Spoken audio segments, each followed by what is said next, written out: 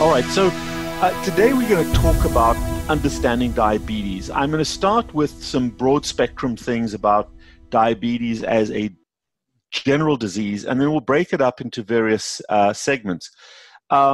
Diabetes is ultimately, by definition, the group of diseases that cause blood glucose or blood sugar to rise to the point that it causes harm within the body.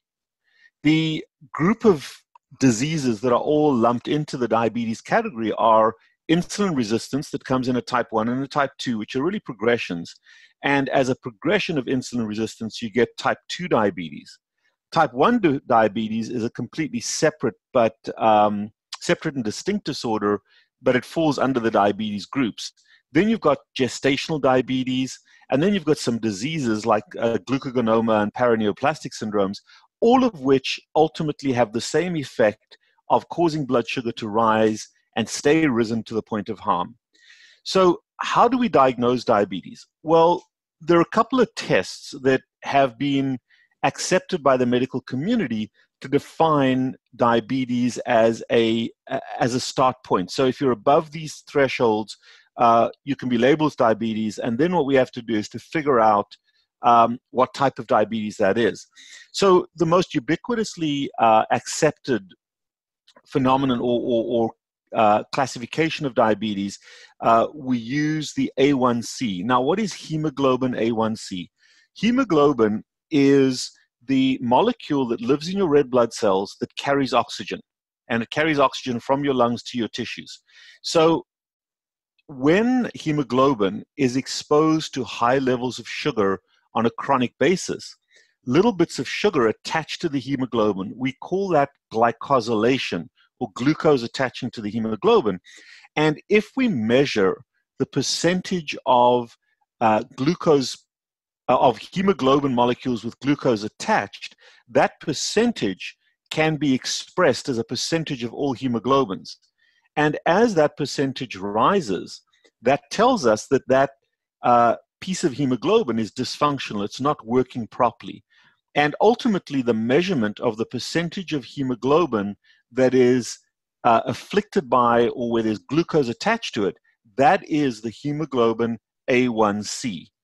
And the reason that's important is because as our hemoglobin A1c rises, it reflects damage over time, which really reflects an elevated blood sugar over a long period of time. So we use a hemoglobin A1c above 6.5%. When more than 6.5% of your hemoglobins have had glucose attached to them, and that hemoglobin A1c number is elevated to that point, that is at the point at which we call someone diabetic. Now, what does that mean? Well, it means that exposure has occurred over a protracted long period of time. The lifespan of a red blood cell, and this is also important when we talk about reversing diabetes, the lifespan of a red blood cell is around 120 days. They get produced in the bone marrow, they get chewed up in the spleen. And when those get exposed to this chronically elevated blood sugar, then over time, a higher percentage becomes glycosylated, becomes A1c. And when that reaches a point where it's 6.5 or above, we call that diabetes. Now, with the different types of diabetic patients, the key thing is that the treatment goal should be to normalize hemoglobin A1c. If hemoglobin A1c is the first detectable form of damage to the human body, elevated blood sugar damages all organs in the human body that are supplied by blood. And that complex of diseases are really the diseases that diabetes causes. But A1c is the most easily measured and most accepted form of that early disease. So I know it's a difficult concept to understand, but that hemoglobin A1c is critically important because if you can normalize your hemoglobin A1c, the assumption or the association is that the rest of the diseases that are caused by an elevated blood sugar, from Alzheimer's to the risk of a heart attack or a stroke, to the risk of kidney failure, to the risk of losing a leg, simultaneously goes down, because it's ultimately that exposure to elevated blood sugar that causes all of that damage. So the treatment goal for all types of diabetes. And this is not what your doctor will tell you. This is not what the ADA, the American Diabetes Association, will tell you. But my treatment goal, and it's perfectly achievable, is a normalization of hemoglobin A1c, which means that your diabetes is not causing you any harm. And that is ultimately the critical part. It's not about whether you're diabetic or not. It's about whether your diabetes is trying to hurt or kill you. And at a normal A1c, that's not the case. So that's a critically important concept. And that's the starting point for diabetics. So we look at a normal A1c between 4.8 and 5.1%. Even though the labs will tell you that the upper limit of normal is 5.7, at 5.7, you're already damaging your hemoglobin. So there's already disease occurring, even though it hasn't met the criteria for diabetes. It's only when you get to 6.5% that the doctors out there, the really good doctors that are experts in diabetes, I'm being facetious about that, will call you a diabetic. The problem with that is that if you're at 6 or 6.1 or 6.2, they may not call you a diabetic. In fact, they call you pre-diabetic. But the damage is still being done. And it's about the damage that I'm concerned about, not about the number. The reason they call 6.5 diabetes is because that's the point at which they begin to treat the patient with medication. So, I mean, here's how distorted and bizarre and just, to my mind, completely irrational the treatment of diabetes is. Let's say you've been drinking alcohol and you're driving down the road and you get caught in a roadblock. And for most states in the US, the legal blood alcohol level is 0.08. So let's say you're at 0.08 or higher. You go to jail. But if you're at 0.07, you don't go to jail, but you sure as hell are not safe to drive. And that's the problem with setting 6.5 as the label of diabetes. What happens if you're just below that? That elevated blood sugar is still trying to kill you, but the doctors ignore it. You tend to ignore it as a patient, and you think, look, I'm fine. My blood sugar is pre-diabetic. No, not at all. Normal is 5.1 or lower, and above that, damage is happening. So I spent a lot of time on that, but that's a critically important concept to understand, and your doctor will not have that conversation with you because they don't understand that characteristic. So what other criteria do we use to diagnose diabetes? First of all, we said a hemoglobin A1c greater than 6.5. Secondly, a fasting blood sugar over 126 milligrams per deciliter or 7.0 millimoles per liter. So basically in America, a blood sugar greater than 126 after you've been fasting for more than 8 hours. Now again, exactly the same principle applies because the ideal blood sugar is somewhere between 70 and 80. But the upper limit of normal is 99 to 100. So yeah, sure, when you're at 126, that blood sugar is significantly elevated. But let's say you're at 99. Your doctor will call that normal. They'll call that upper limit of normal. But that's not true. That is not true. Your body is still being damaged. You are still glycosylating hemoglobin at that level. So we really have to completely reformat our understanding of what sugar does in your bloodstream. The absolute number doesn't matter. What matters is the damage it's doing to the cells in your blood vessels and to the organs that supply, and to the blood vessels that supply blood to the organs. Damage is happening at the organ level anytime your blood sugar is elevated above 80 as a fasting blood sugar. So the next parameter that we use is something called the glucose tolerance test. And this is kind of an archaic old test where people gave patients 75 grams of sugar, usually a sucrose to drink, and then they measure your blood sugar level, your blood glucose level, 2 hours of drinking that mixture. And you can go 2 hours, 4 hours, 6 hours, and there's a whole bunch of scales and tables that have been developed to tell you whether you're this type of diabetic or that type of diabetic. And ultimately what you're looking for is, with a GTT or glucose tolerance test, is a 2 hour level above 200 milligrams per deciliter or above 11.1. Quite frankly, what they're testing is the response of your pancreas to elevated blood sugar. And what's a more important number for me when you're doing a glucose tolerance test, as someone who's trying to normalize diabetes as opposed to someone who's trying to slow down the progression, and that's a critical conceptual difference as well between what we do and what most diabetic type doctors do in standard of care, is that when you're trying to identify whether someone is a type 2 or a type 1 diabetic, the critically important concept is whether or not they are able to produce insulin. So if you do a glucose tolerance test on someone who has type 1 diabetes, their blood sugar goes up, but it doesn't distinguish them from a type 2. But at the same time, if you measure their C-peptide and their insulin level, in other words, how does the pancreas respond to that load of sugar that you're taking in? And if your pancreas has a massive response and you've still got an elevated blood sugar, it means that your body has become, particularly your liver and your muscle cells, have become resistant to insulin. That's how you diagnose type 2 diabetes. However, if your insulin level is very, very low, doesn't rise, and yet your blood sugar rises, that means that your pancreas is incapable of producing insulin. And that, by definition, is a type 1 diabetic. So it is critically important because every day in my office, I see people who come in with a diagnosis of diabetes, whether it's type 1 or type 2, and their doctor has completely missed the boat.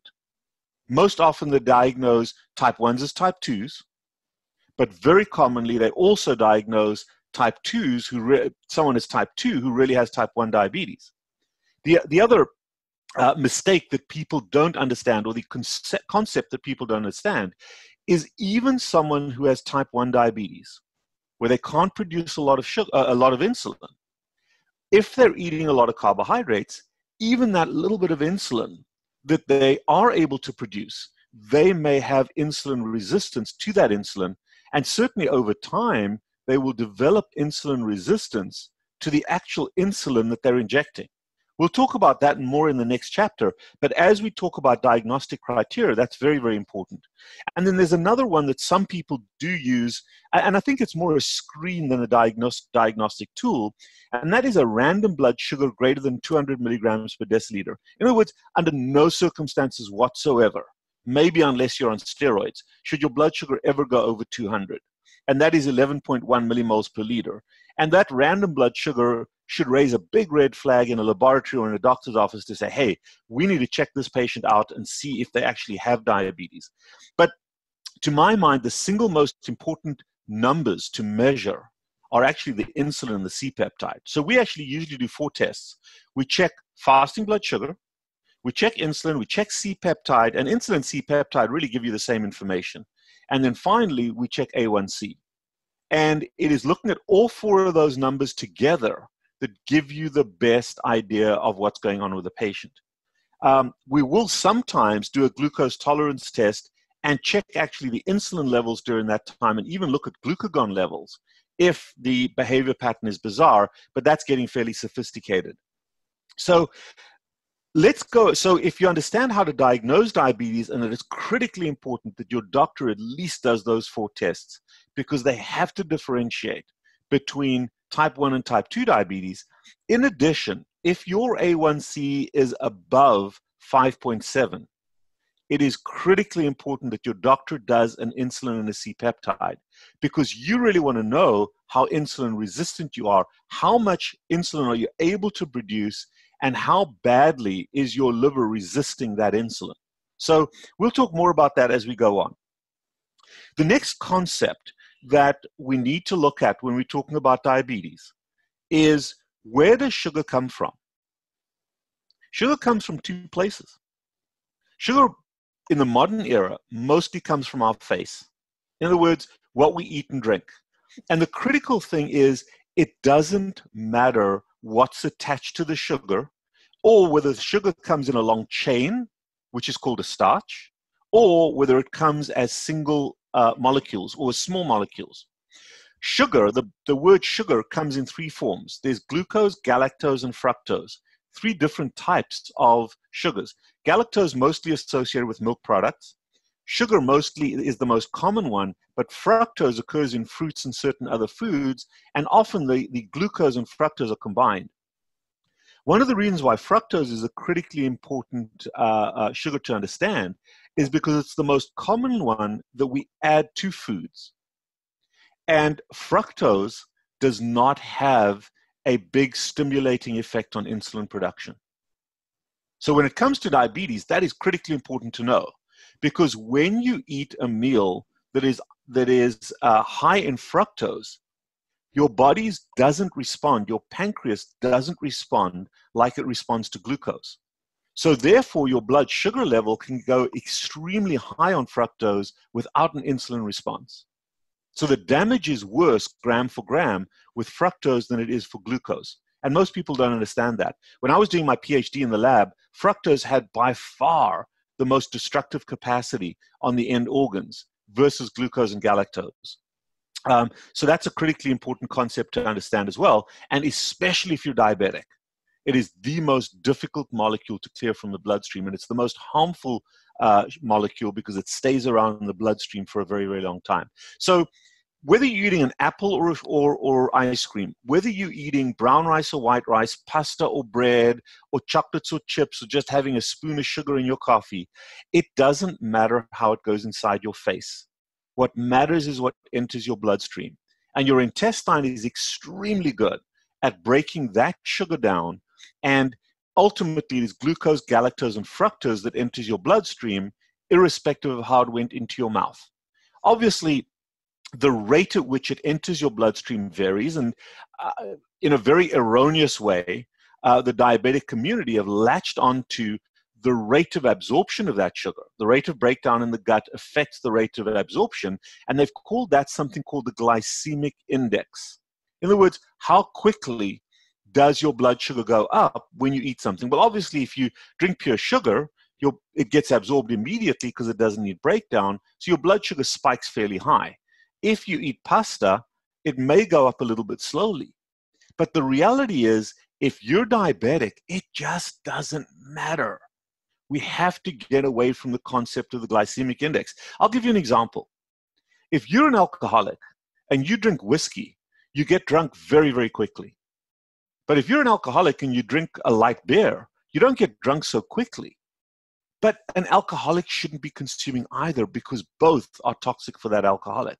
So the whole glycemic index concept when it comes to diabetes is an erroneous concept. Same thing with glycemic load. This concept of glycemic load is how much sugar is there in a particular amount of food, irrespective of how quickly it enters your bloodstream.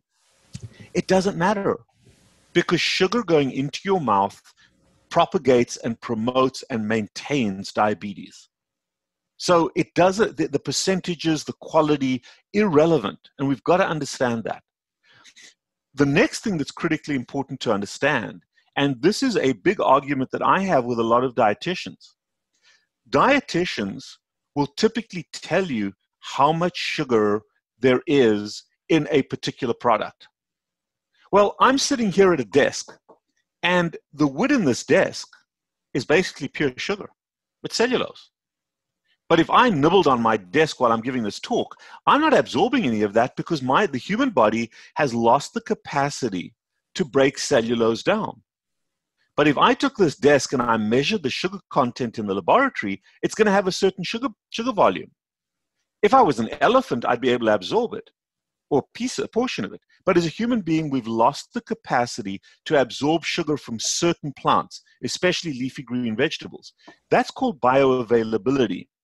And bioavailability is important to understand because people say, oh, you can't eat that, the sugar load is too high.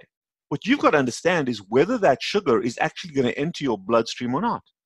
Okay? And the bizarre thing is, if you're a cow, you've got enzymes in your intestine that break that cellulose down, but it doesn't break it down to sugar. The bacteria break it down to fatty acids, and it's the fatty acids that you absorb. You can actually make a cow diabetic if you feed it a lot of sugar and starch. And that's the bizarre thing, because cows, no mammal lives on sugar. They may put sugar in their mouth, but ultimately it's fat that goes into the bloodstream. So those are very important from the starting criteria. You've got to look at the bioavailability or whether you poop something out.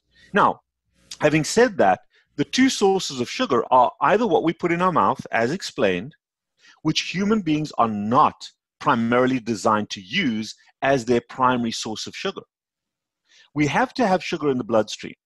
We have to have sugar in the bloodstream because there are a few cells, such as those red blood cells that I just talked about, that are what we call obligate carbohydrate users. They can only get their energy from sugar. They cannot effectively get their sugar from fat. Okay? So therefore, we have to maintain blood sugar, but there are extremely few organs in the human body that will not over time get their energy from fat. And the biggest argument is over the brain. Many, many dietitians and many doctors will tell you that the brain has to have sugar. That is absolutely not true. Absolutely not true.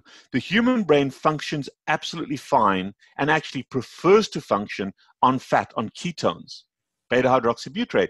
However, the little cells that support nerves, called the Schwann cells, they're like insulation along the nerves. For example, if you look at this tubing, this plastic would be the Schwann cell, and on the inside would be the neuron. The neuron lives fine on fat, but the Schwann cell has to have sugar.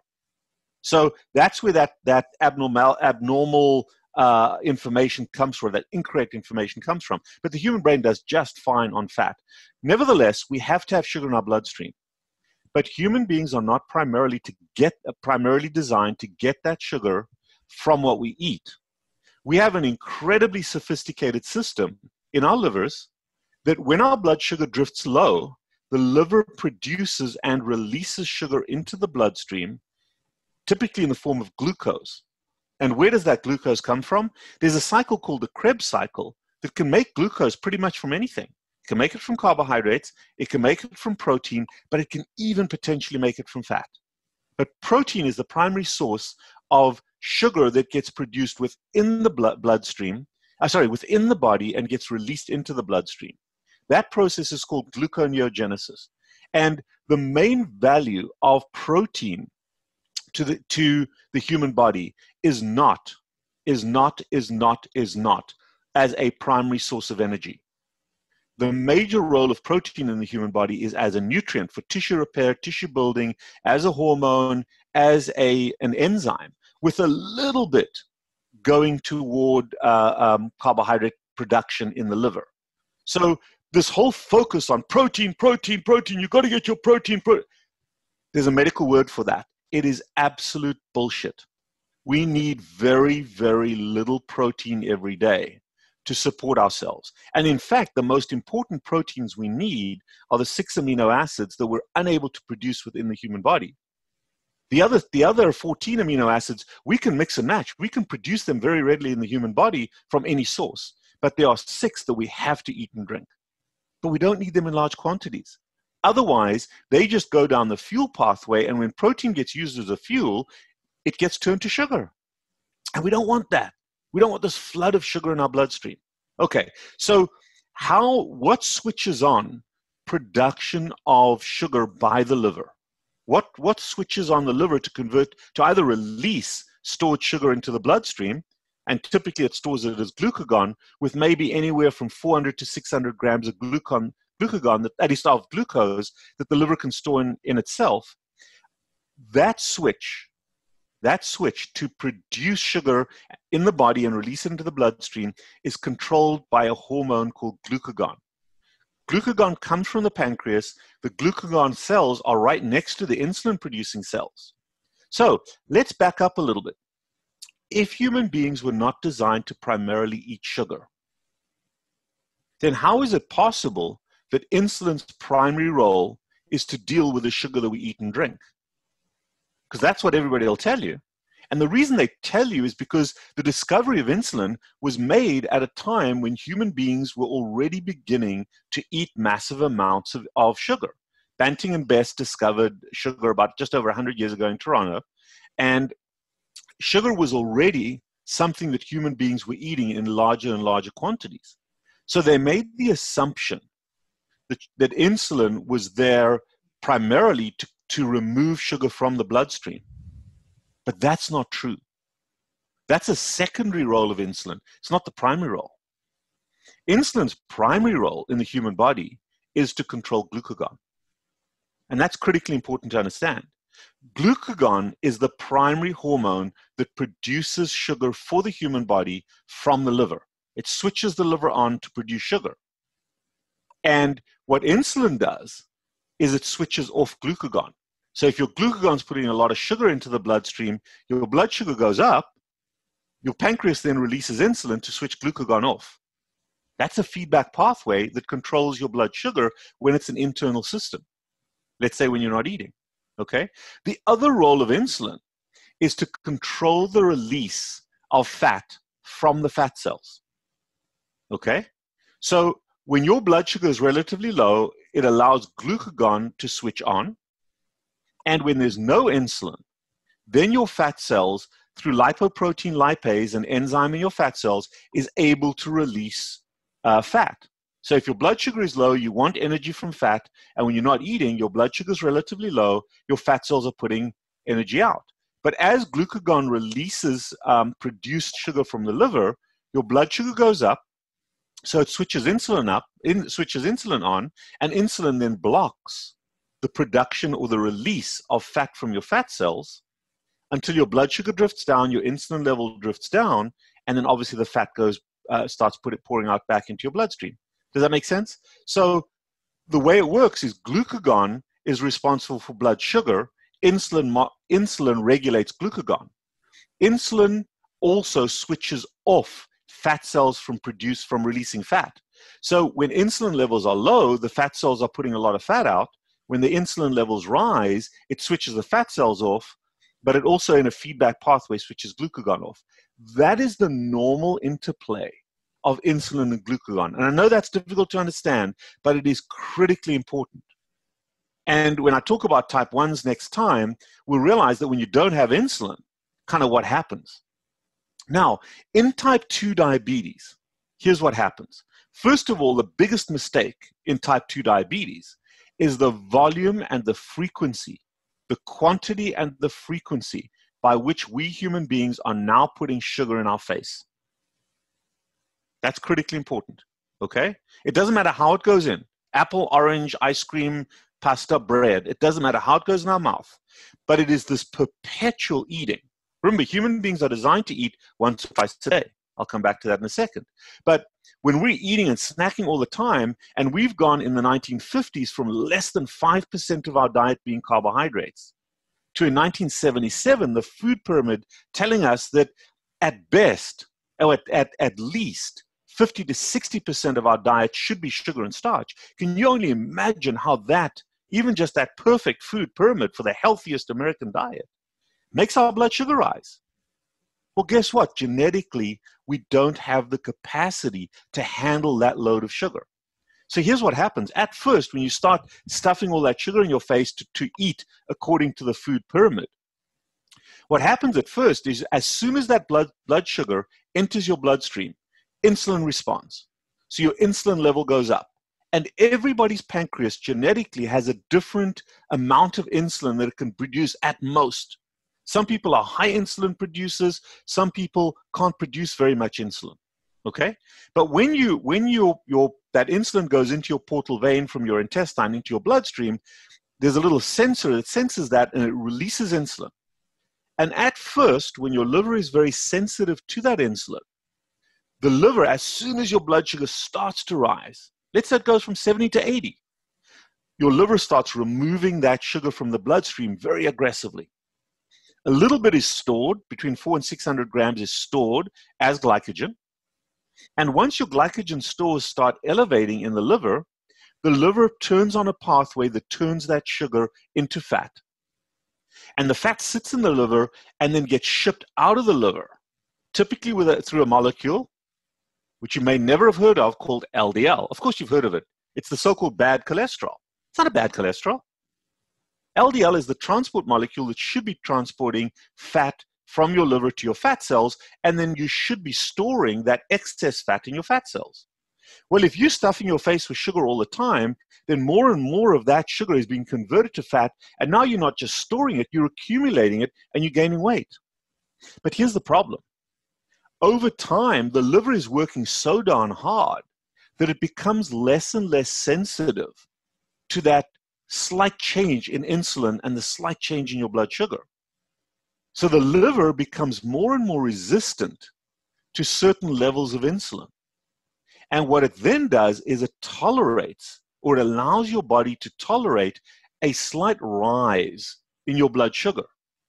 Well, when your blood sugar rises, your pancreas senses that, and if you have a genetic capacity to produce insulin, you produce more and more and more insulin to force the liver to take more and more sugar out. But during that time, your blood sugars are allowed to fluctuate much higher. They're not clamped at the 70 to 80 range by a sensitive insulin and sensitive liver.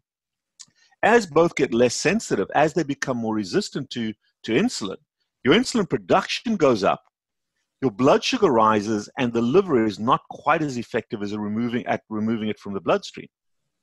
And over time, your blood sugar then begins to rise, but the first thing that goes up massively is your insulin number. That's why when I was talking about the diagnosis, it is critically important to test you for your insulin production.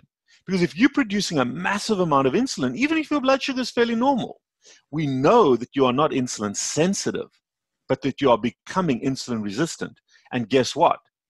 Over time, that resistance increases and increases and increases. And at first, that massive production of insulin is able to control your blood sugar in the normal range. That's called insulin resistance type 1. But eventually, your liver says, screw that, I'm not going to be dealing with this anymore. And it allows your blood sugar to rise above normal. When your insulin level is high, your blood sugar is above normal, but your A1c is still low. That is prediabetes or insulin resistance type 2. And eventually, no matter how much insulin you can produce, when your blood sugar is higher than your capacity to produce insulin, your consumption of sugar causes that blood sugar to rise up, and you can't produce more insulin. That gap affects your hemoglobin. It starts to rise, and when it goes above 6.5, you are now called diabetic. But whether you're above 6.5 or below 6.5, as soon as you start to become insulin resistant, that disease is called diabetes. Even though it's not officially diabetes, it's a diabetogenic effect that your body is suffering. And it increases your risk of damage to every single organ in the human body that is supplied by blood. That is type 2 diabetes. So now you understand the mechanism of type 2 diabetes. Okay, so let's say you've been diagnosed with type 2 diabetes. The easy way to deal with this is to say, okay, I understand what's happened. I understand that I'm consuming way too much sugar and I've overwhelmed my body over time, and my body is no longer able to respond to what I'm putting in my mouth.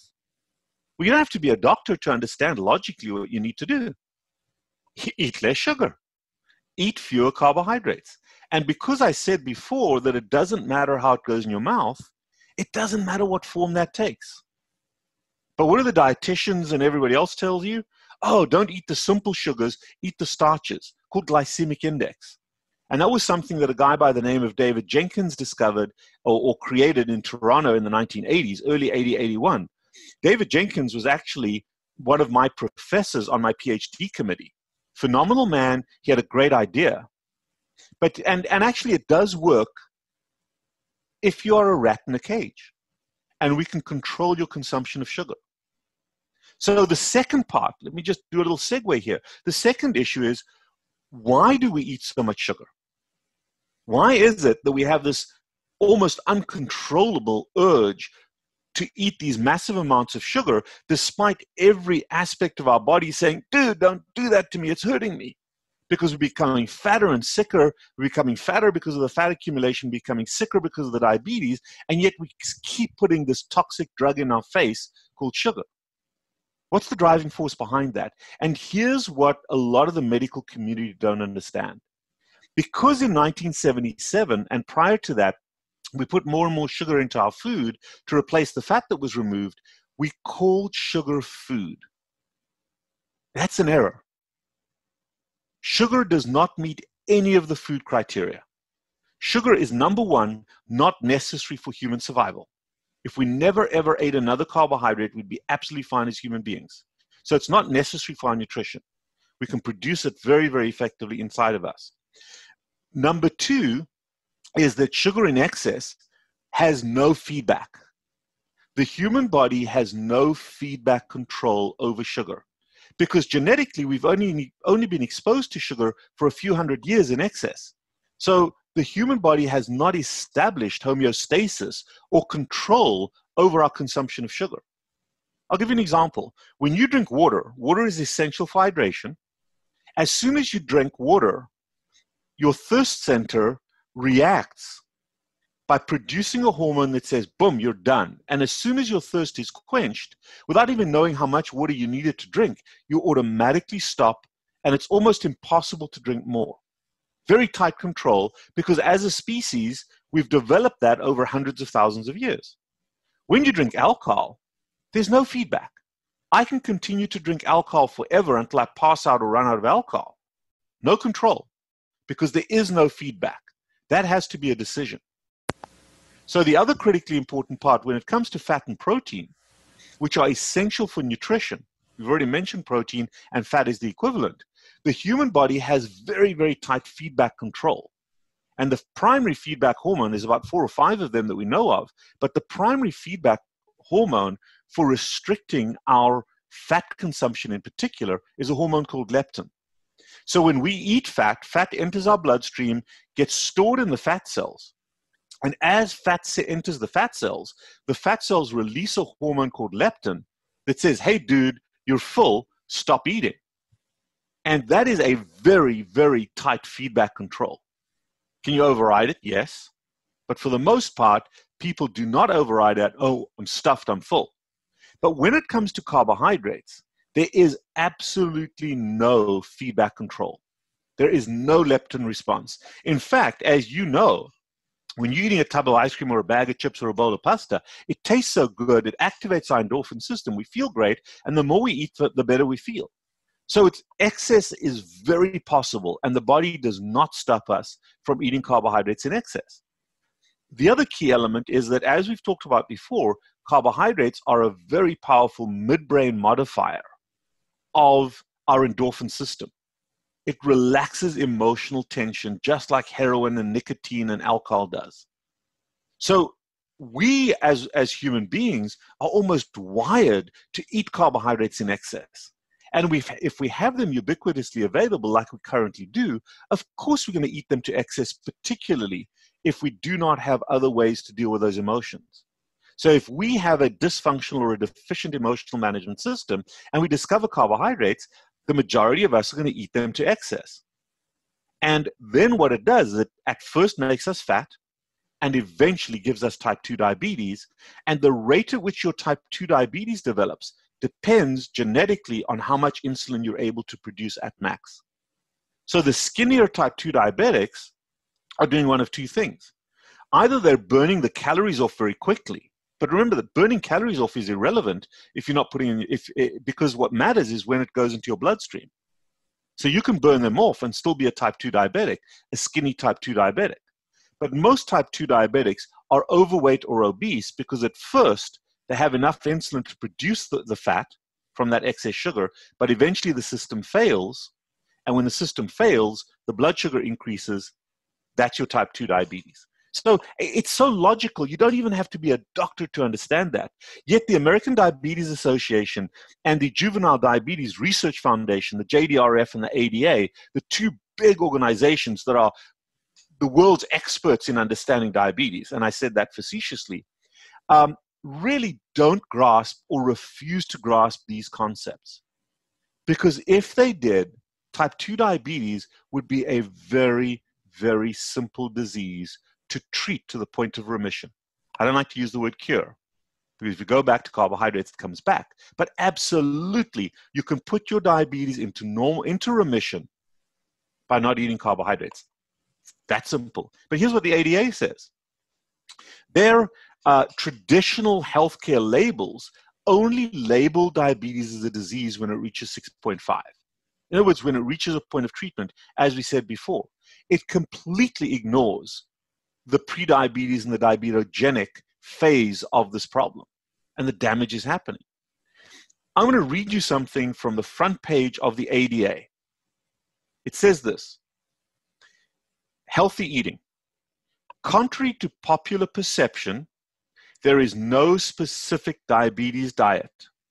However, it is important to center your diet on these high-fiber, low-fat foods: fruits, vegetables, whole grains, fewer animal products, fewer refined carbohydrates and sweets, low glycemic index foods, and regular aerobic exercise may be helpful.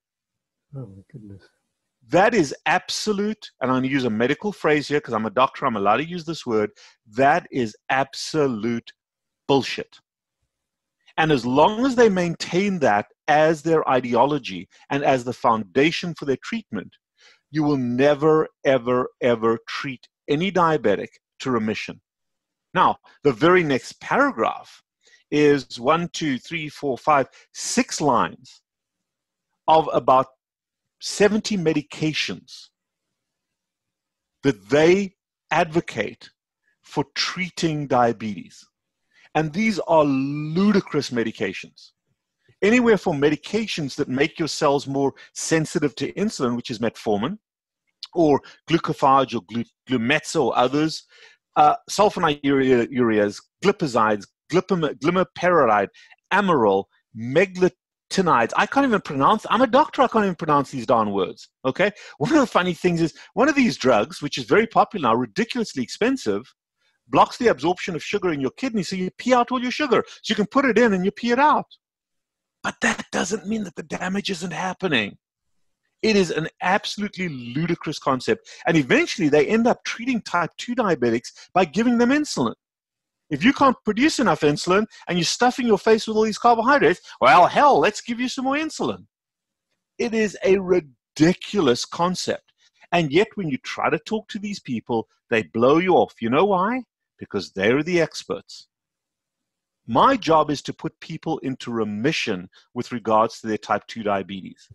Their job is to slow down the progression of the disease that has an ultimate deadly consequence. I call it dying in pieces. And it is ridiculous because the fallout of their treatment methodology is amputations, coronary stents, heart attacks, strokes, dialysis, penile implants, Alzheimer's care, polycystic ovarian syndrome, and drugs, more drugs, and more dollars in the healthcare system.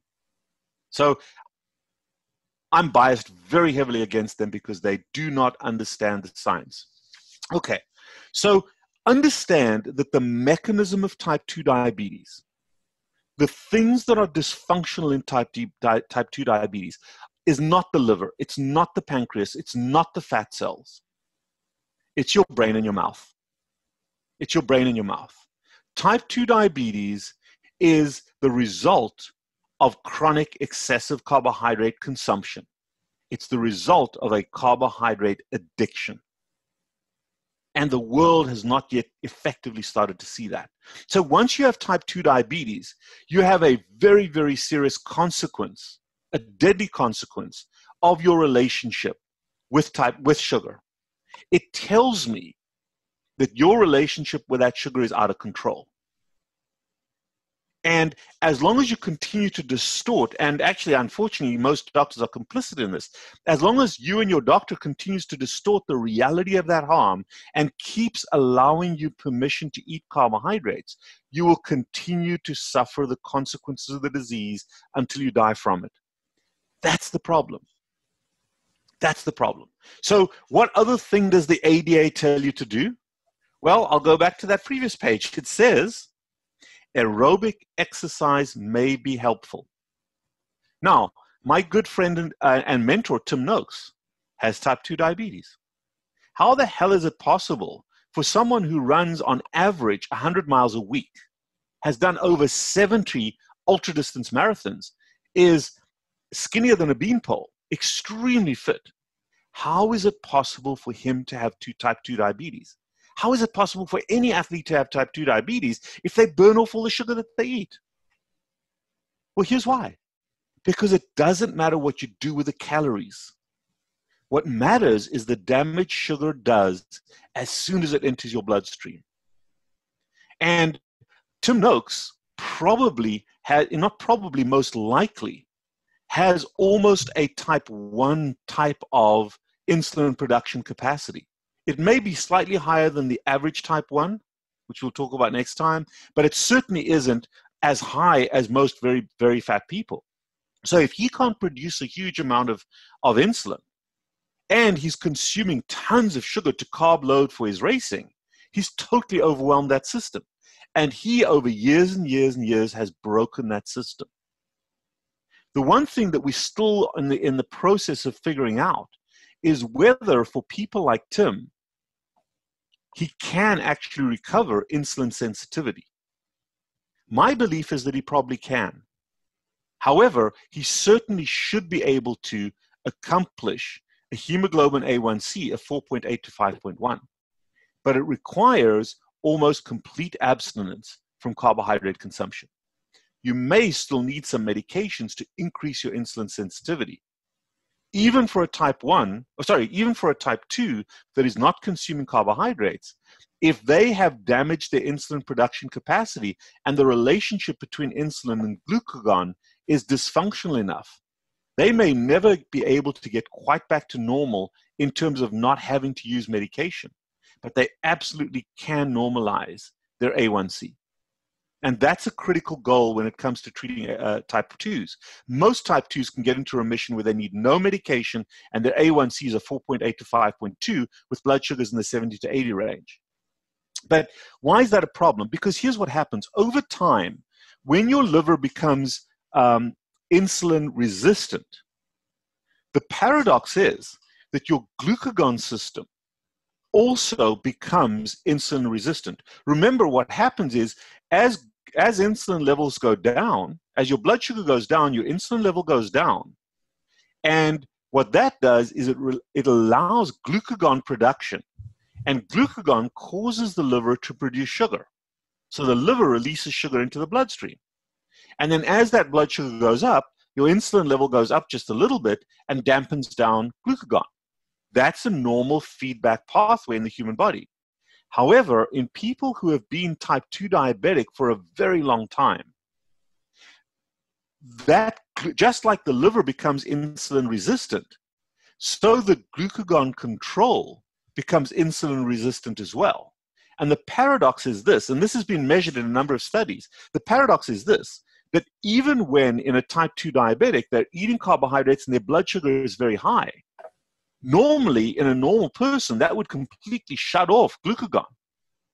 But because glucagon is resistant to insulin control, the glucagon is still elevated, and it's still, not only is your blood sugar elevated, not only have you eaten a ton of sugar, but your liver is actually dumping and producing sugar into your bloodstream.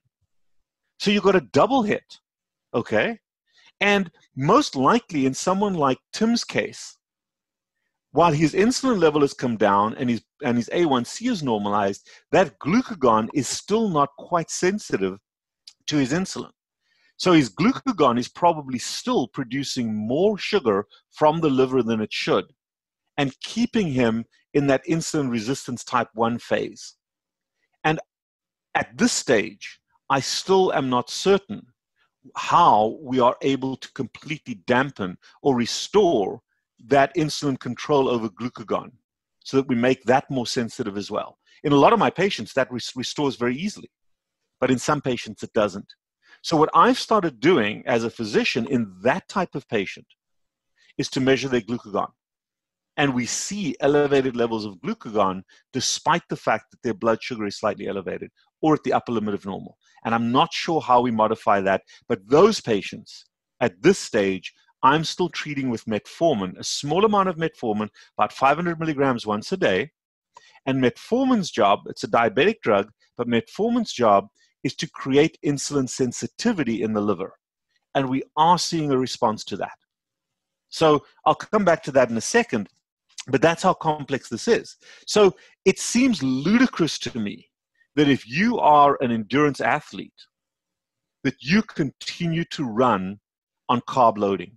If you're any form of athlete, and particularly for the powerlifters and the sprinters, Jono Proudfoot and a few other folks are still working this out. in Tim Noakes' lab, they're still trying to figure out what is the best fuel source for those power lifters and those sprinters. But for anybody else, people like you and I, Doug, that are working out from time to time, or even your high-end athletes who spend more than a minute doing their sport, those people should not be fueling themselves on sugar. They should be fat adapting and fueling themselves on fat. The issue is not game day. The issue is during the training. And you are damaging your body, and eventually your body will become resistant to the very fuel you're trying to charge it with. Unfortunately, Gatorade and Coke haven't seen that yet. Okay, so just as another little anecdotal example, okay, just for people to understand how sensitive and the magnitude of this problem, I'm going to give you a personal example. Right now, I'm in deep ketosis. I'm in very deep ketosis. I can measure it, I can taste it, I can smell it, I can feel it. If you took my body and you extracted all of the sugar in my bloodstream right now, and I've got about 5 liters of blood in my body right now, how much sugar do you think there is in my entire blood volume? Teaspoon, tablespoon, cupful, gallon? Yeah, I'm cheating because I know. I know you know. I'm just putting this out there. It's about a level teaspoon, around 4 to 5 grams of sugar. And remember, 4 to 5 grams of sugar, in terms of sugar production, carbohydrate, is the same as about 4 to 5 grams of protein. So that's the amount of protein or sugar I need to maintain my blood sugar, to keep my blood sugar at a low normal range for my sugar obligate organs to function. Now, let's say I, as a fat adapted person, eats an apple, a healthy, nice, beautiful, organic green apple. Of course, that doesn't matter. There's between 20 and 25 grams of sugar in that apple, okay? And that apple, if I chew it well and I break it down, the sugar in that apple will be absorbed by my intestine, broken down to glucose and actually fructose. Remember I said the most dangerous one. And that 20 to 25 grams of fructose will enter my bloodstream in the space of about 15 to 20 minutes. So I am increasing my blood sugar potentially by 5-fold in the space of 20 minutes. Okay? Thank God I'm insulin sensitive. Because as soon as that blood sugar starts appearing in my portal vein, my pancreas starts to shove out insulin. And that insulin gets my sensitive liver to suck that sugar out of the bloodstream, store a little bit in my sugar-depleted liver, and maybe a small amount will be converted to fat. But probably most of it is just going to be converted to glycogen for my liver. Okay? So that's what happens in an insulin-sensitive person. But let's say somebody who's insulin resistant eats that same apple. What happens is that 25 grams of sugar pours into their bloodstream and their blood sugar shoots up because their pancreas produces a massive amount of insulin, but the liver is not sensitive to it, so it's not able to remove that. So you go from a very low blood sugar to a massively high blood sugar. And remember, every molecule of sugar is sucking in water. Every molecule of sugar is attached to a molecule of water. And the interesting thing about fructose, remember what I said earlier on, fructose doesn't cause the pancreas to respond as aggressively with insulin production. So when I eat that apple, everyone says, oh, it's so healthy for me. Well, my insulin production is kind of sluggish. So I'm not producing enough insulin, even an insulin-sensitive person, to really control that. And on top of that, the little bit of insulin that I do produce, my liver is resistant to it. Think what that fructose is doing to my liver. Well, let's say I didn't eat the apple, but I drank a can of Coke. 39 grams of fructose in a can of Coke. Think about what that's doing to my bloodstream. Small little tiny can of Coke. Nobody drinks a can of Coke anymore. We're drinking the 500s, not the 340s or the 360s. Think about what you are doing to your blood sugar every time you put that in your face. And think about that blood volume and that sugar as it damages your blood cells, blood vessel cells, as it causes blood clots in your small vessels, as it damages your brain, as it damages your heart, your kidneys, every organ in your body. So even if you're not diabetic yet, of course that damage is happening inside of us.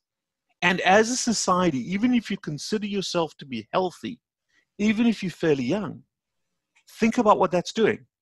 Remember this, that right now in the US, the group of people, the demographic that is becoming obese at the fastest rate are the 2 to 5 year old children. Children in the 2 to 5 year demographic are becoming fat at the fastest rate of any demographic in America. So those kids at the ages of 2 to 5 are suffering the diabetogenic effect that even your worst type 2 diabetics are typically seeing in their 20s, 30s, and 40s. So we're looking at a generation of people that are going to be having heart attacks and strokes and amputations and dialysis and Alzheimer's in their 30s and 40s. That's what's going to happen to our society. So how do we deal with this? How do we fix this? Okay. So the first thing that is important to try to do is to progressively, because nobody can get rid of carbohydrates completely from their life immediately, but set a stepwise progression to progressively getting rid of carbohydrates from your life. You've got to look, do I love my carbohydrates more than I don't want to die and don't want to be diabetic? And then let's set a stage for moving. So the first thing that I did in my personal life is I removed all of the carbohydrates from anything I drank. Out went the orange juice, the apple juice, the Coke, the Mountain Dew, the V8s. I do not drink anything with sugar in it. There may be a little bit of milk in my coffee, whole milk, that has 2 grams per cup of coffee that I drink, and I am very cognizant of that number. Other than that, the first thing I did, and it sucked, it was miserable for about 3 or 4 weeks, not to drink any sugar. But that's the biggest hit. That's the single biggest hit, because the sugar in most of what we drink is immediately available. Once I've gotten control of my drinks, the next thing I got rid of were what I call the vehicle foods, the things we put food on top of. Your breads, your pastas, your tortillas, your rices, your potatoes, the starches. Once I'd consolidated that, I got rid of the chocolates, the chips, the pretzels, the popcorns, the snacky type things. And the final thing I got rid of was the fruit. And if I did that in categories like that, I was able to manage it appropriately. Whereas now I'm carbohydrate free. So the next thing you want to do at the same time is bring in things that you can have. And I don't care what you drink. Is Diet Coke perfect? No, it's not. But it sure is a hell of a lot better than the Coke I used to drink. So I can argue all day long with people about just drinking pure water from the Rocky Mountains. Yeah, that's ideal. But the goal here is to get rid of the sugar. And if the artificial sweeteners help you to do that, I'm absolutely fine with that, because it does not trigger diabetes. It does not trigger insulin. Okay? So that's absolutely fine. And I'm very adamant about that, because in practice, some people can't live without that. And I'm okay with that. Just be careful of some of the sugar substitutes. But other than that, you're fine to do that. The next thing that happens, and this is a critically important thing, is remember, anytime you eat a meal, your insulin is going to go up slightly. And then you're going to remove those calories from your bloodstream. And as you remove those calories, your insulin level is going to go down and you're going to produce some sugar from the bloodstream. If you're eating continuously, that effect doesn't happen. So even if you're eating a ketogenic diet, but you're snacking continuously, your liver is still going to be producing, and there's still going to be more calories entering your bloodstream than there needs to be. And the liver can't cope with that. And insulin helps to remove even protein from your bloodstream. So, but here's where you can leverage your body. Remember, the human body has tight feedback control when it comes to eating food. It has no feedback control when it comes to drugs. And the primary activator of feedback control is soluble fat. So if you're able to add a little bit of soluble fat to everything you eat, and it actually becomes very, very easy as a condiment. First and foremost, if you select food that came most directly from nature. So if you're going to eat a steak, eat the steak with the fat. If you're going to eat a chicken, eat the chicken with the skin. If you're going to eat bacon, eat bacon. Eat the fattest foods you can from animals. If you're going to eat the egg, eat the yolk with the egg. If you're going to drink milk as it came from the cow, either whole milk or full cream milk, maybe just pasteurized. The more we skim the milk, the more we take the fat out. And remember, the fat is critically important as our primary fuel source. But here's the key thing for fat with diabetics. Fat, as soon as it enters the fat cells, produces a hormone called leptin. And leptin, amongst 4 or 5 other hormones, is a primary satiety hormone. So you get full very quickly, but more importantly, you stay full for a long time. And if you're full for a long time, you can get back to the way human beings were designed to eat, which is eating 1, maybe 2 meals a day. Leptin does that. You don't have to think about that. So when, along with a ketogenic diet, when everybody talks about intermittent fasting, I absolutely agree. But intermittent fasting is impossible on a carbohydrate or a protein-dominant diet. And the reason for that is because your blood sugars are fluctuating all the time. And every time your blood sugar goes down, you get hungry. And it's impossible to sustain intermittent fasting for a long period of time if you are glycolytic, if you're living on sugar. But when you're in ketosis, when you're burning fat as your primary fuel source, you just don't feel hungry. So I don't ask my patients to force themselves to do intermittent fasting. I ask them to consider it. I explain the concept. But I tell them that you're going to feel, or you're not going to feel like eating for a long period of time after a meal. The most important thing is that you forget about what the world tells you and allow yourself not to eat. Allow yourself to skip those meals. Because if the world says breakfast is the most important meal of the day, but you wake up in ketosis and you're not very hungry for breakfast, why the hell eat breakfast? It's the least important meal of the day. So we leverage ketosis not as a primary effect, but as a secondary effect to create intermittent fasting as a way of life, not intentionally, but vicariously. All we have to do is remove from people's ideology the fact that they have to eat multiple snacks and multiple times a day. Okay, so there's one other concept that comes together with intermittent fasting. Because the modern human has been so dominated by carbohydrates that we really aren't sensitive to feedback. The way we decide how much food we're going to eat as a meal is based on what our brains think we need. So when we're hungry, we believe that we need a certain amount of food. We dish that amount of food up, we put it in front of us, and we eat that food. And because there's no feedback signal, even if we're feeling somewhat full from our stomachs, we can override those minor signals because leptin's not working, and we can finish the plate, and we overeat from a caloric perspective, and we overeat on the carbohydrates. So one of the concepts I also use for my diabetic patients is the concept of reconnecting with leptin, and I use the concept called eating sequentially. What you want to do is take your food and whatever you think you need, but put it in the middle of the table if you're eating at home, and get a small little plate, like a little saucer. Even if I'm eating an egg, a boiled egg, I'll cut it in 4 pieces, and you dish up a tiny piece. If you're eating a salad, you dish up a tiny amount of salad. If you're eating a piece of steak, cut off a tiny piece of steak. And what I'd like you to do for the most part, if you can, is fat fortify that little piece. What do I mean by fat fortifying? Well, Americans love their condiments, but I want you to use fat-based condiments. What are they? You can add butter, you can add mayo, you can add olive oil, you can add cheese, you can add eggs, bacon, avocado, heavy cream. And every food that you eat can be paired with one of those condiments. And if you fat fortify on your plate, so for example, if I'm eating that quarter of an egg, I'll mush it up with a fork and put a dollop of mayo on there. If I'm eating that salad, my olive oil and maybe my cheese and my avo goes on my salad and my plate. If I'm eating a steak, a little piece of butter goes on the top.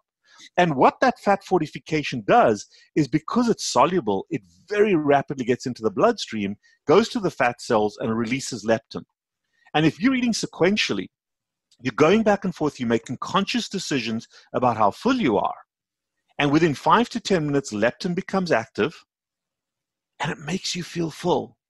Not only do you stop eating much, much sooner than you would have if you're only eating for your brain, but because leptin stays active for a long period of time, you just don't feel the need to eat for a long period of time.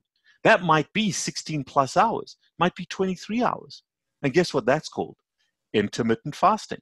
So it doesn't have to be intentional. You just have to be okay with it. So the treatment for diabetes, for type 2 diabetes, is to get rid of carbohydrates, eat real food that is carbohydrate free, and make sure you're adding little bits of fat to it so that you only eat once, maybe twice a day. You get plenty of food in, plenty of nutrition in, but very, very rapidly your diabetes will go away. And it goes away to remission. Now, the next important thing, and here's kind of an interesting concept for me from my own practice. And here's where the treatment of diabetics by doctors is so screwed up. Because what doctors will do is they'll diagnose you as being diabetic, send you to the diabetic educator. He or she will tell you about diabetes and tell you how to eat according to the glycemic index, which is you can have a little bit of carbohydrate but not a lot. Well, you've lost control of the relationship by definition. But also, they will tell you to monitor your blood sugar. But here's the statistics. At best in my practice, at entry, when I quiz my patients that come in with type 2 diabetes, less than 10% of my type 2 diabetics are able to follow a glycemic diet, a glycemic index diet, for more than 6 months. Remember, this is supposed to be lifelong, okay? Because you can't sustain the glycemic index because you're asked to, it's like asking an alcoholic to only drink 2 beers a day. It's unsustainable because they haven't changed their habits. The second key thing, so less than 10% are able to follow the glycemic index diet. Less than 50% of my type 2 diabetics even take their medications like they're supposed to take them. Less than 20% of my type 2 diabetics actually check their blood sugar regularly. And that is a prerequisite of your medication. And certainly less than 15% of our type 2 diabetics on treatment are able to keep their fasting blood sugar below 100 or their A1c below 6.8. In fact, the ridiculous thing is this, that the ADA uses 7.0, a hemoglobin A1c of 7.0 as their treatment success. 6.5 for diagnosis, but if you're below 7.0, you're adequately treated. Again, my favorite medical word, absolute bullshit, because the damage is happening.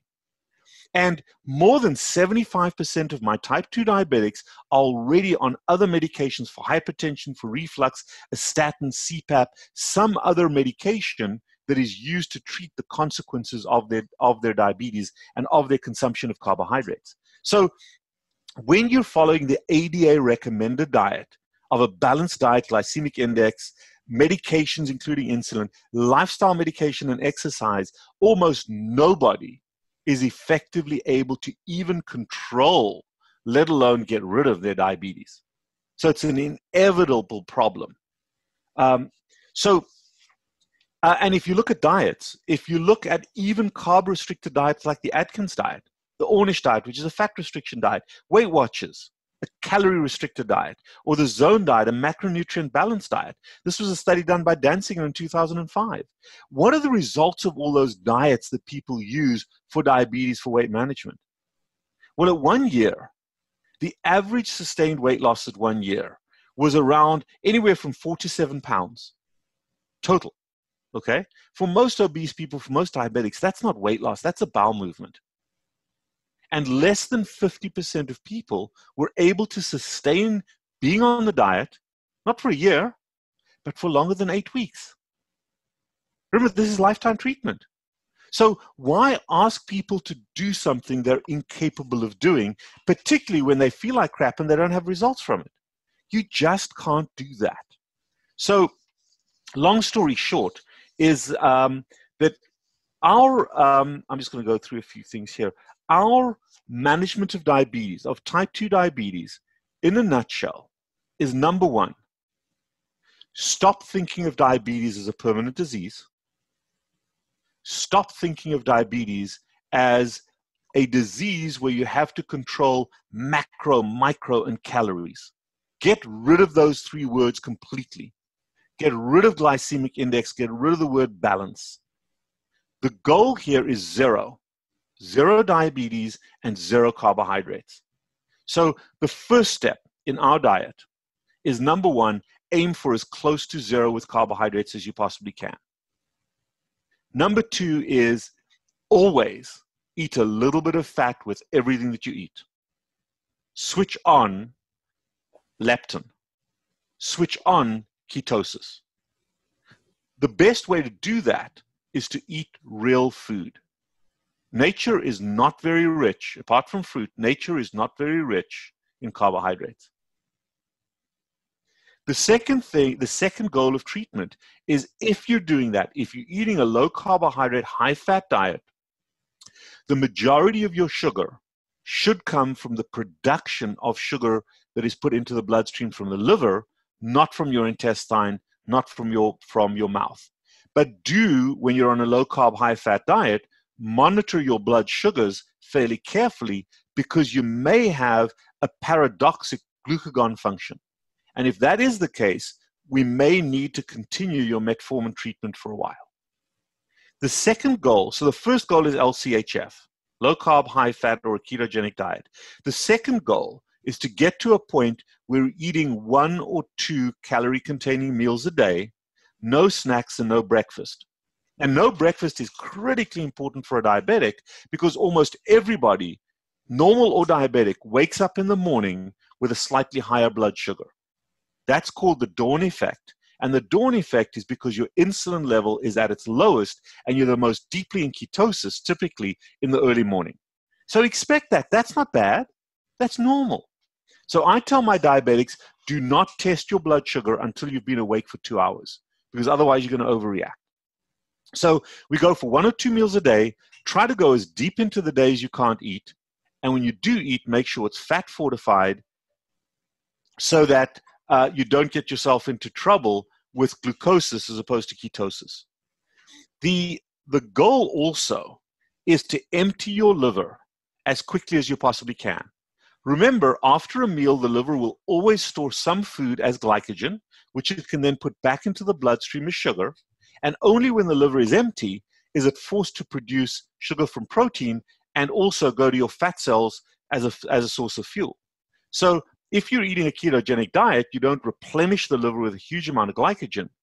But the role of physical activity, the role of frequent physical activity, whether it's parking your car a little further away in the parking lot, whether it's making your bed, whether it's carrying a basket at the grocery store instead of pushing the cart, whether it's going down to get the mail, taking the dog outside for a walk, those little bits of physical activity fool the liver into giving up its glycogen. And the sooner the liver can become empty of glycogen, the sooner it starts to use fat and starts to go into gluconeogenesis, which is kind of what you want, because that happens when your blood sugar is at a low level. So not eating very often and frequent physical activity is the best way to get into ketosis. And that way we eliminate and reduce insulin resistance and restore insulin sensitivity. Make sure during this period, every 3 months, that you get blood work done, including a hemoglobin A1c, a fasting blood sugar, and most importantly, track your insulin and your C-peptide, because you want to see all of those coming down. If one is not coming down, you want to ask why, and that may need treatment. The treatment goal is a hemoglobin A1c of below 5.1 to 5.2 and a blood sugar between 78 and 80, and a ketone level of between 1 and 4, but certainly less than 5, with a low insulin and a low C-peptide. And if that is the case, the type 2 diabetic can put their diabetes into remission, and they will not suffer the consequences of comorbid disease. In fact, if every type 2 diabetic could do that, they would be healthier than the average American. Now, from a medication perspective, the 2 medications that I use in my type 2 diabetics during treatment, number 1, they're all on low-dose metformin.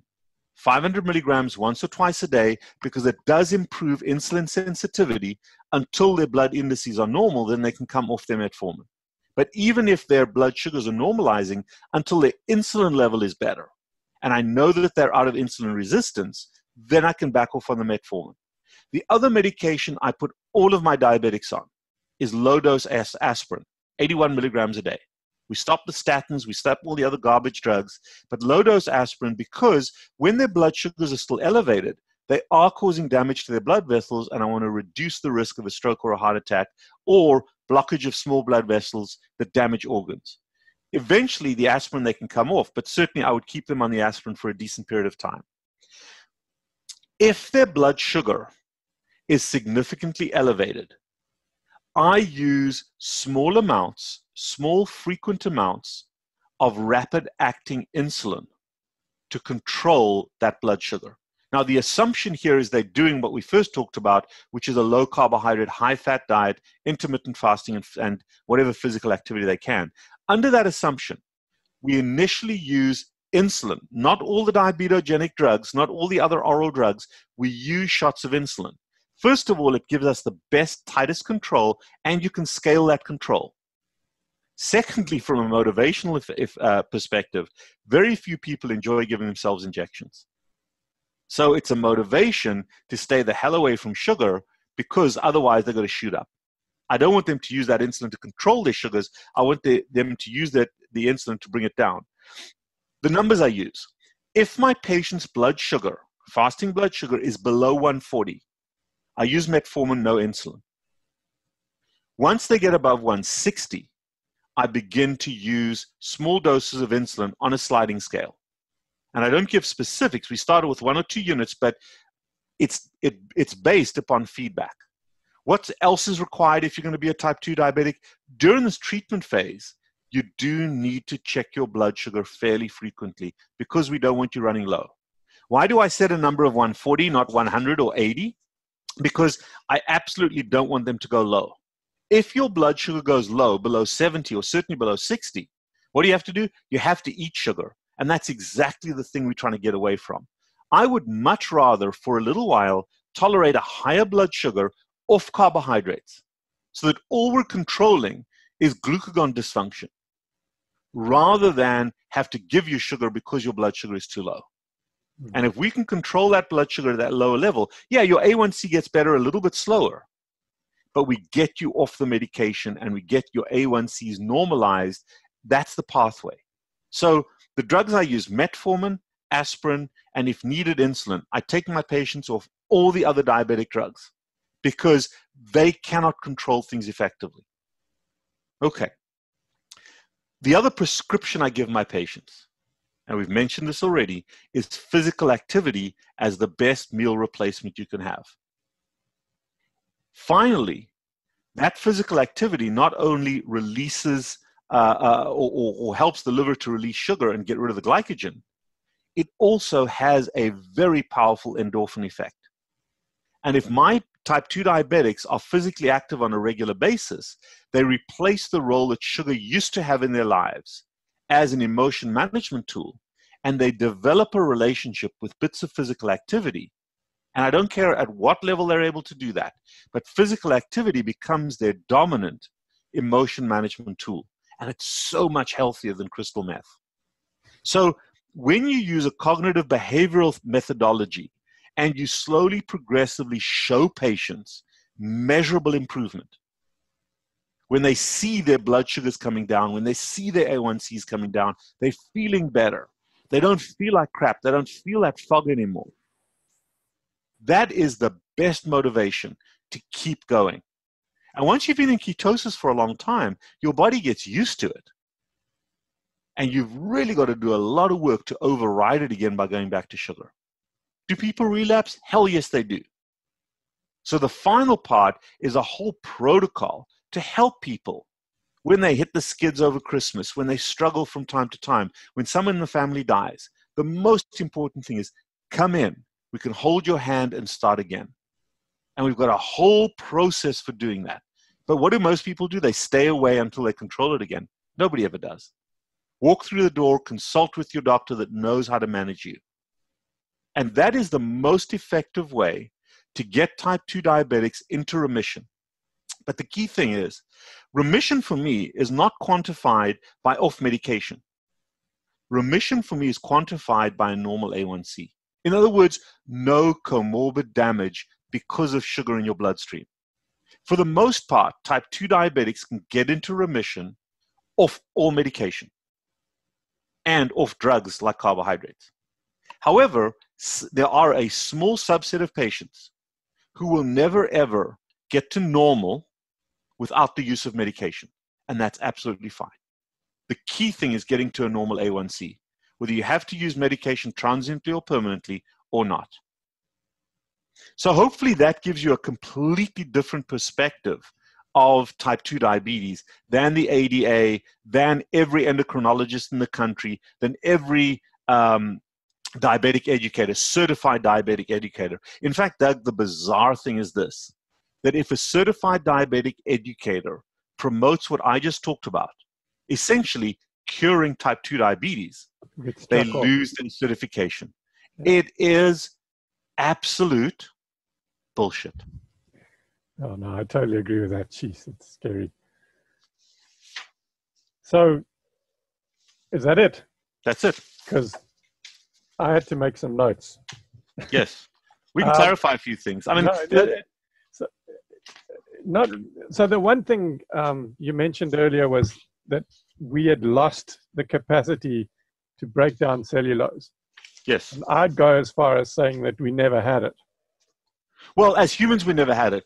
Probably as pre-primates, we did. Way back in the day, you think? Yeah, before we were a human species. You know, for example, gorillas still have it. Oh, okay, right, okay. So when we were still living in the forests and things, we might have had it. That's why we've got an appendix. The appendix is the only part of the human intestinal tract. It's a vestigial organ. It's not functional. But the appendix in our ancestors was much bigger, and that's where cellulose was broken down. Okay, all right. Clarification. Okay, so now you mentioned Tim Noakes, and yes. When I was in Cape Town, I think 2017, I did an interview with him, and I talked to him about that.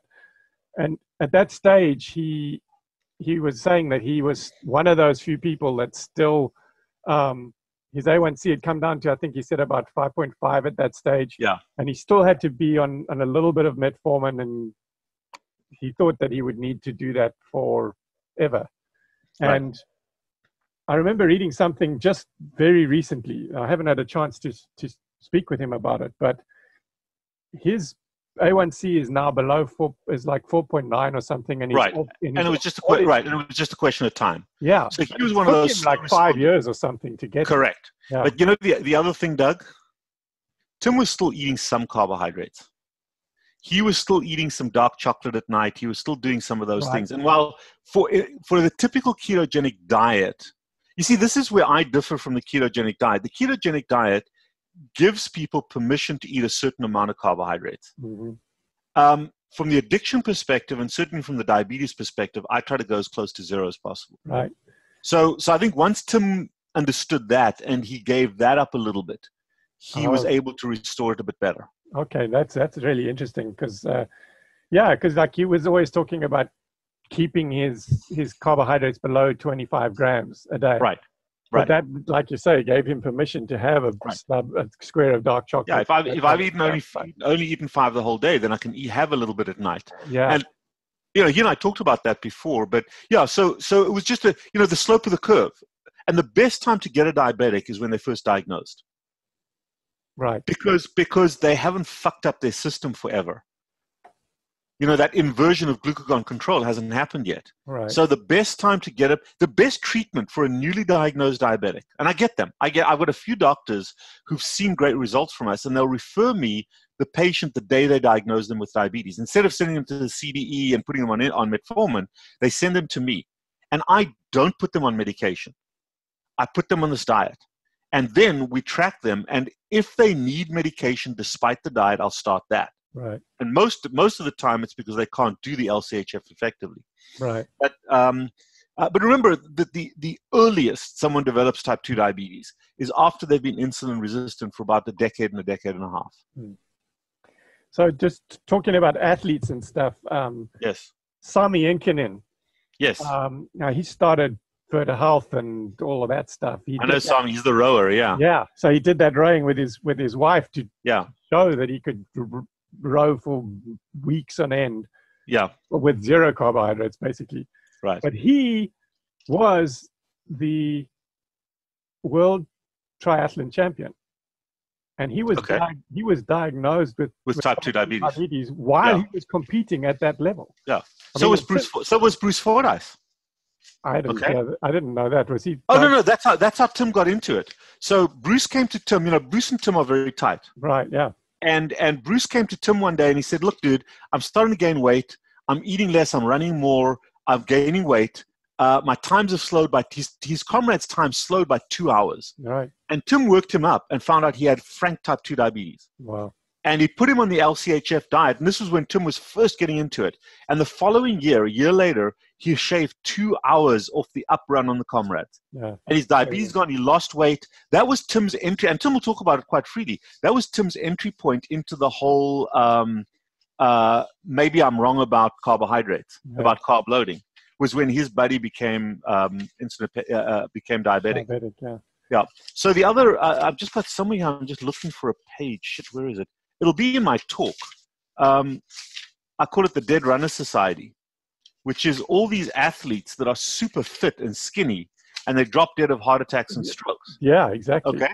Well, that's because of the diabetogenic effect. Mm-hmm. So, they're damaging the blood vessels. So here's my statement on this. Endurance athletes, I've got a whole slide on it. Normal weight people are at risk for cardiovascular comorbidities because of nutritional misinformation.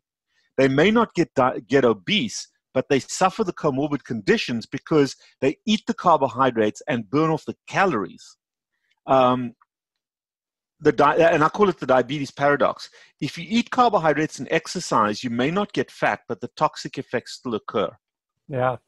And that's one of the problems that I have with this community sometimes, is where they speak about, oh, this is only if you're insulin resistant, then you need to take notice of this. But if you're not insulin resistant, then you don't need to worry. Well, but you become insulin resistant by eating carbohydrates. Yeah, but I'd also, like you were talking about, certain people can have this threshold of insulin production, and so some of them, even though they may be able to produce enough insulin, so or not enough insulin, so that they're skinny, but they still got all this inflammation damage and all these other things that you talk about with the endothelial cells and everything, and all that damage is still going on. Happening all the time. Exactly right. Exactly right. So the other interesting thing, Doug, is that the fattest people are the most protected from diabetes. That's a scary. Bizarre. So when I look at my really fat people, I'm talking about BMIs over 60. Right. Okay. These are enormous. Because they can produce a lot of insulin. When I check their insulin levels, they're in the 40s and 50s. My personal maximum insulin production is between 17 and 18. I can't produce more. Okay. So and the difference in type 2 and type 1, and we'll talk about this the next time, type 1s can't produce any insulin. So these effects, the type 2 effects, happen almost immediately with type 1s. So we'll kind of talk about what happens there. Yeah. They can't produce any insulin response. Anyway, yeah. Next thing is this thing about artificial sweeteners, and there's a lot of the naysayers and stuff will talk about the fact that artificial sweetness still stimulates an insulin response, and I personally am very unsure that that's true. I'd like to hear. Well, I can tell you, I've proven that over and over again. It's very simple. I'll tell my diabetic patients, the ones who check their blood sugar regularly, or I get them to check their blood sugar regularly, drink a can of Diet Mountain Dew and check your blood sugar. It doesn't change. Right. So we've proven this over and over and over again, that now the one thing is this, there are some artificial sweeteners that are actually glucose reduced, like Truvia.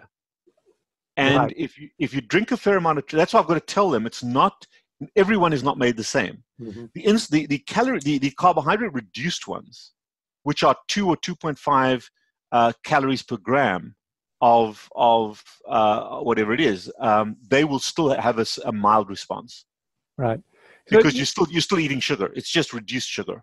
Yeah. So I'm not sure if I'm not sure if you've met him. A friend of mine, Dr. Brian Lenskes, he was at this. Yeah, sure. Yeah.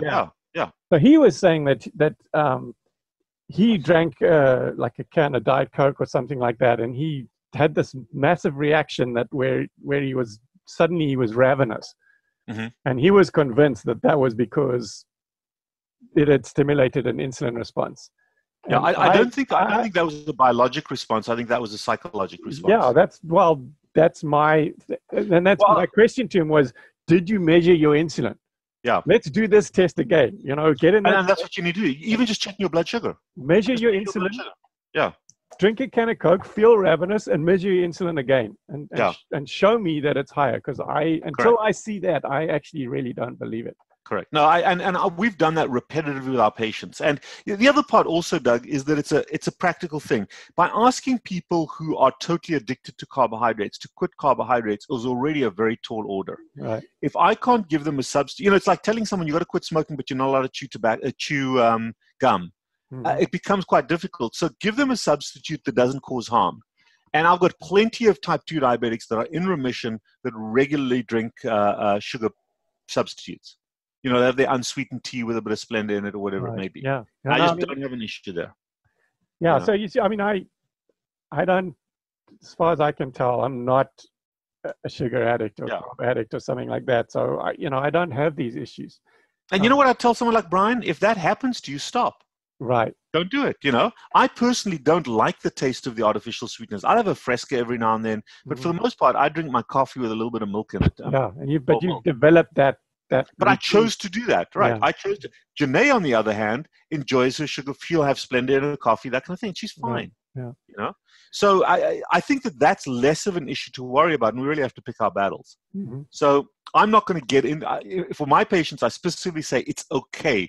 It's like, what's worse for you, heroin or methadone? Right. And eventually you kind of want to get off the methadone, but it's a hell of a lot better than heroin. As a bridge, it's definitely exactly right. Yeah. You talked about mayo, and I'm assuming that you I don't know, you get some healthy mayo from somewhere, or you make your own or something. Whole fat mayo, yeah. You want to make your own. Because most of the mayo that's commercially available here in the States, especially, is just awful. Packed with sugar, yeah. So there are a few. There's one that we have over here that you can buy commercially. I can't remember what its name is, but it's got very, very little sugar in it and very high fat content. Yeah, and the quality of the oils in that they use is really important as well. So we haven't even had the discussion of saturated versus unsaturated fat, which is a big issue for me. Right. The only thing about the mayo is that it does help to get you into ketosis. It activates leptin. Right. And that is something that I'm more a protagonist of. See, a lot of our patients will eat. They'll still believe in eating lean protein. They're not comfortable eating animal fat. So they'll eat the tuna. They'll eat so what I look at is egg salad, chicken salad, tuna salad. They won't eat the chicken skin. They won't eat the fatter fish. They won't eat the sardines and stuff. They won't eat and as a bridge to get them to do that, I ask them to fat fortify. Yeah. The most common one I use is cheese. And in fact, what I often like to get them to do, and the highest we can achieve is 4% fat in this country, although now Publix is selling a double cream cottage cheese, which we've just discovered this week. But I've asked them to use, instead of mayo, I'll ask them to use cottage cheese. Yeah. It's just ways to increase the fat content. Yeah, we make our own mayo, and it's just awesome. Yeah, that's what, when Janae's here, that's what she does. She makes her own coleslaw, she makes her own mayo, that kind of thing. So those kinds of things work really well, but a lot of our patients are not comfortable doing, they just don't do that. Okay. And then the last thing I had was, you mentioned people like keep track of the insulin C-peptides, which was the way C-peptide works is, if people are on insulin, and because I use insulin so much, insulin separates out, a C-peptide helps you to separate what injected insulin is from real insulin, from your body's insulin. Okay. So you got to subtract the numbers if they're on insulin. If they're not on insulin, I don't care. Okay. But because the injectable insulin does not contain C-peptide, whereas your natural insulin does contain C-peptide. Does that make sense? Yeah, no, so, totally. So if your insulin level is 30 and your C-peptide is 0.4, then I know that the majority of the insulin you have that we measured was injected insulin, not your own insulin. Right. And that's particularly important when it comes to figuring out whether someone's a type 1 or a type 2. You know how many people I get coming into my office that are diagnosed with type 2 that are actually type 1s, or the other way around? Mm. That are type 2s that are diagnosed as type 1. It's just a crazy, crazy amount. And also, even the type 1s, and we'll talk about this next time, almost all type 1s in America have a type 2 component. In other words, No, very few people, unless you've taken your pancreas out, all type 1s produce a little bit of insulin. But if your body is resistant to that insulin, or if your body's even resistant to the insulin you're injecting, Right. because you're eating so much carbohydrate, you have to give yourself massive amounts of insulin just to control your blood sugar. And that's a problem. So I know this, our mate at Dorian Greeno at Keto Mojo is one of the projects that he's working on is to have an at-home insulin measuring device. Right. Which is way more difficult than he even imagined. But it's far more important to do that. But it'll happen. Yeah. The question before that comes out is, what's the easiest, best, cheapest way for people to be able to get insulin tests done? Well, you know, it's interesting. I find in Florida, all the insurance companies allow you to test it. The doctor just has to order it. Okay, but you have to do it, but that requires a doctor's visit. Right. Well, it either requires a doctor's visit, or if I have a relationship with my patients, they just call up and we fax them a script. Okay. So and then they can. That's interesting. So they can even get, at least in Florida and hopefully in other states, you can actually get the.